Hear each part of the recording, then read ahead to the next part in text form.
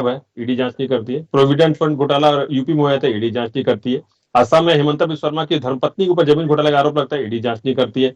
फिर महाराष्ट्र में अजित पवार के ऊपर 2 दिन पहले एमपी में क्या भाषण देते हैं और उसके बाद वो इधर आ जाते हैं तो पाक साफ हो जाते हैं। हेमंत बिस्वा शर्मा के लिए बुकलेट लेके बैठे थे। येदुरप्पा के ऊपर इतना बड़ा आरोप लगा था, ईडी जांच नहीं करती है। तो जांच, ये दिखता है कि कहाँ जांच हो रही है। सिर्फ और सिर्फ विपक्षी दलों को दबाने के लिए, कुचलने के लिए, संविधान के तहत जो काम होना चाहिए वो नहीं हो रहा है। पर आप अपनी महत्वाकांक्षा को देखने के लिए, अपने आप को सुपीरियर बनाने के लिए आप ऐसा कर रहे हैं ताकि हिटलरशाही हम कर सके, कि विपक्ष रहे ना, उसको दबा दे, उसको कुचल दे और हम हिटलरशाही करते रहे। ये दिख रहा है, जनता भी देख रही है। और सबसे बड़ी बात देखिए, बार बार हमारे शीर्ष नेतृत्व भी बोलता है कि 2014 के बाद से ऐसा क्या हुआ कि सिर्फ विपक्षी दलों के नेताओं पर सबसे ज्यादा ईडी रेड कर रही है। 195 के आसपास जो केसेस है, 200 में से वो विपक्षी दलों के ऊपर है। और जो कन्विक्शन रेट अगर मैं बताऊं आपको ईडी का, तो 1% से भी कम है।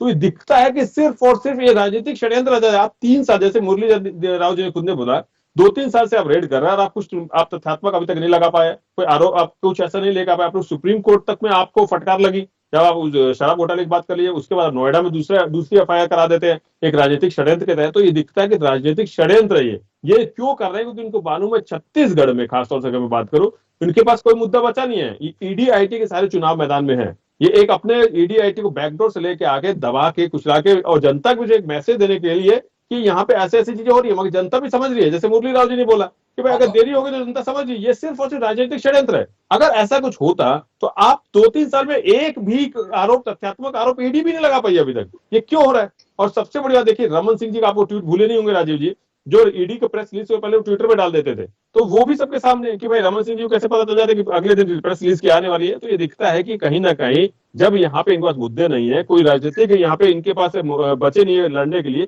तो ईडी आईटी को सामने करके चुनावी मैदान में आए हैं। मगर जनता सब देख रही है कि भूपेश बघेल जी ने काम करके दिया है। भूपेश बघेल जी ने जो, देखिए 36 करोड़ का नान घोटाले की मैं बात कर लूं, हमारे मुख्यमंत्री जी ईडी डायरेक्टर को भी पत्र लिखते हैं, पीएम को भी पत्र लिखते हैं, मगर उसकी जांच नहीं होगी।